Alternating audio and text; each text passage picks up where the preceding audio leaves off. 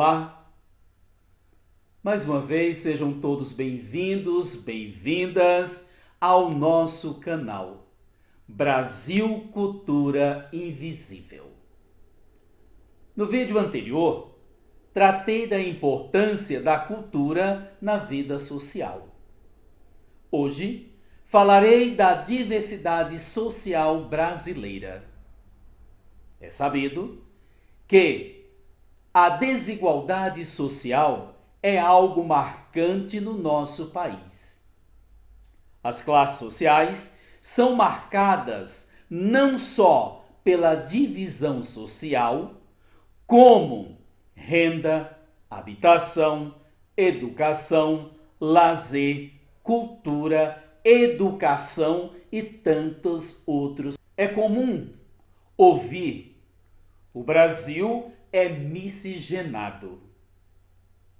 É possuidor de vasta cultura e crenças. A miscigenação acontece a princípio com os povos africanos, portugueses e indígenas. Não esquecendo que o Brasil foi invadido pelos portugueses.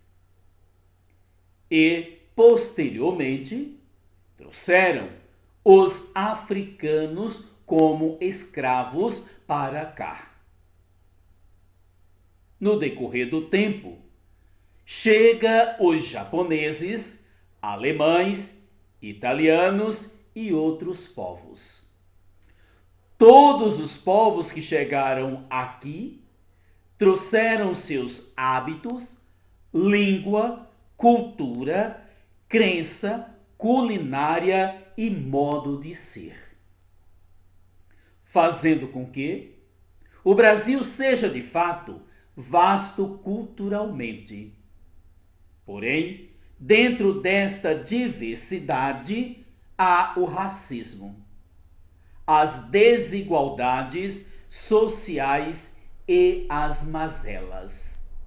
Gilberto Freire, em Casa Grande Senzala, faz uma rica análise da sociedade colonial. Freire faz um eufemismo ao falar que havia uma relação harmônica no período colonial. O branco dominava o negro e o indígena. A miscigenação ocorre mediante os abusos sexuais dos brancos contra mulheres indígenas e negras, estruturando assim racismo, fazendo uso de teorias racistas sociais para se justificar. Lembro aqui do darwinismo social. Darwin, que viveu em 1859, afirmava que as espécies se transformavam a partir de uma seleção em que características mais adaptadas a um ambiente se tornavam predominantes. Com isso, os organismos que melhor se adaptavam a um meio poderiam sobreviver através do repasse de tais mudanças aos seus descendentes. Os seres vivos que não apresentavam as mesmas capacidades estavam fadados à extinção. Ou seja, a teoria de Darwin dizia que sobrevivia os mais fortes. Os fracos não resistiam e morriam. O pensamento de Darwin estava voltado para as ciências biológicas. Pensadores sociais usaram os conceitos de Darwin para justificar e classificar as sociedades em superior e inferior, afirmando que a cultura dos europeus era a evoluída.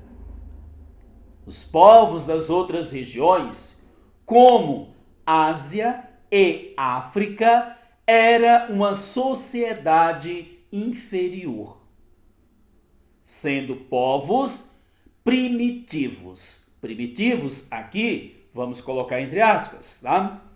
Essa ideia inspirou movimentos justificando a superioridade de uma nação ou inferioridade de outra nação.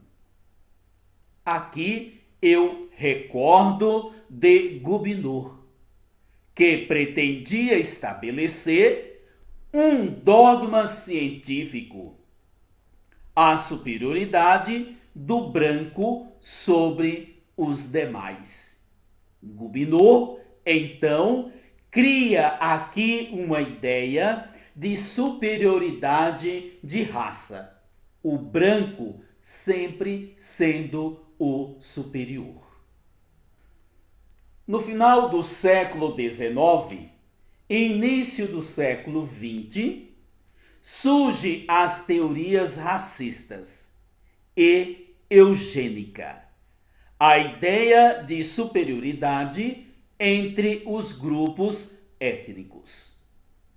A eugenia tem como defensores o francês Arthur de Gobineau, que nasceu em 1816 e morreu em 1882, e Cesare Lombroso, que nasceu em 1835 e morreu em 1909. Para Gobineau, há 3 raças puras: branca, negra e amarela. As variações são consequências de miscigenação.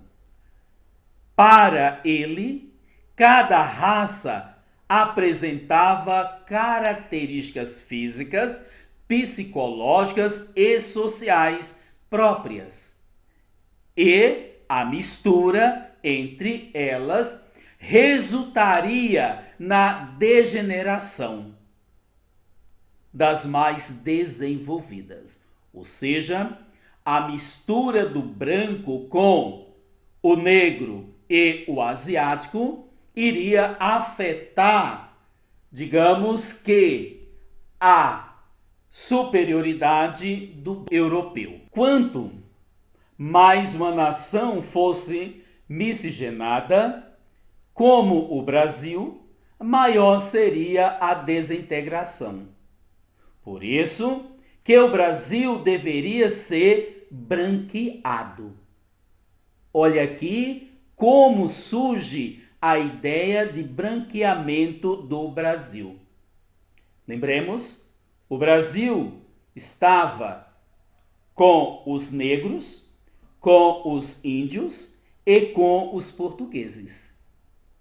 No entanto, a política e o pensamento da época pensava no branqueamento do Brasil. Com o branqueamento do Brasil, havia também o desenvolvimento tecnológico. Daí a necessidade da presença do italiano e do alemão aqui no Brasil. Faziam promessas para esses povos que tinham terra aqui de qualidade, terras a serem distribuídas, mas no fundo, a política da época era o branqueamento. Para o italiano Cesare Lombroso, a diferença entre uma pessoa honesta e uma pessoa criminosa está relacionada à composição física. Para o italiano, nós temos aqui visualmente, fisicamente, o caráter das pessoas.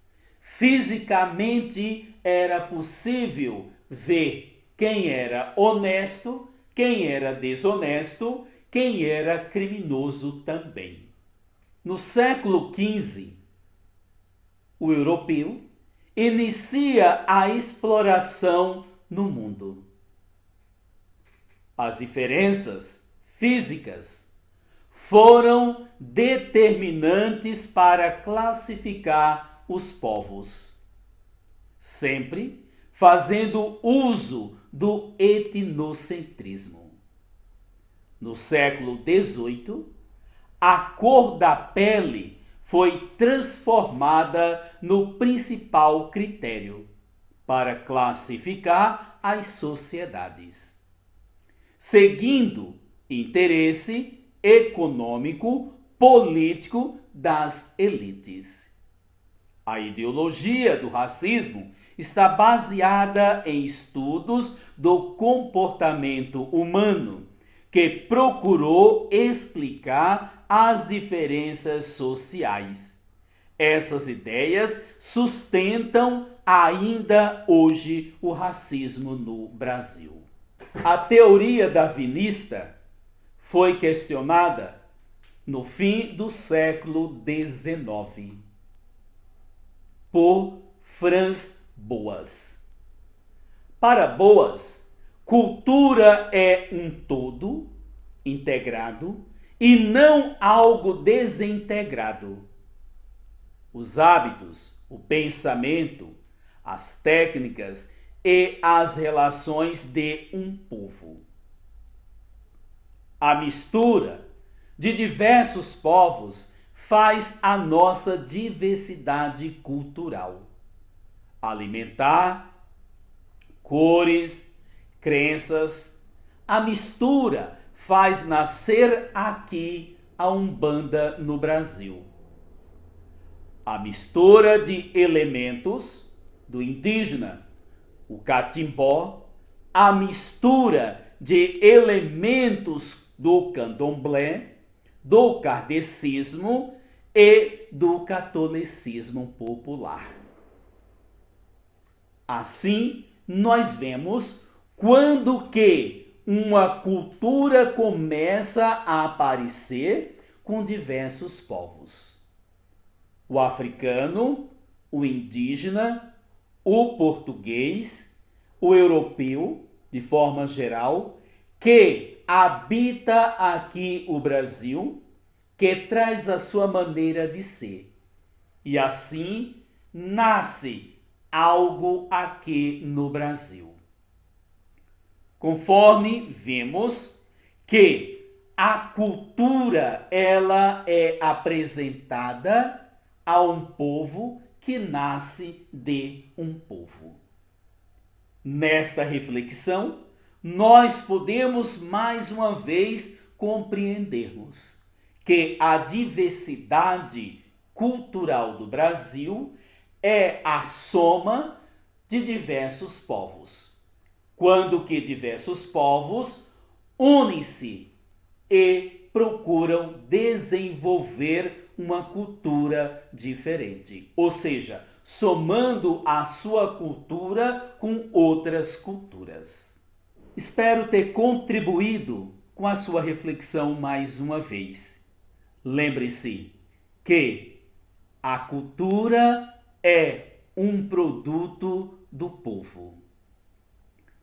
Não esqueça de inscrever-se no nosso canal, dando o seu joinha, curtindo a nossa página Brasil Cultura Invisível.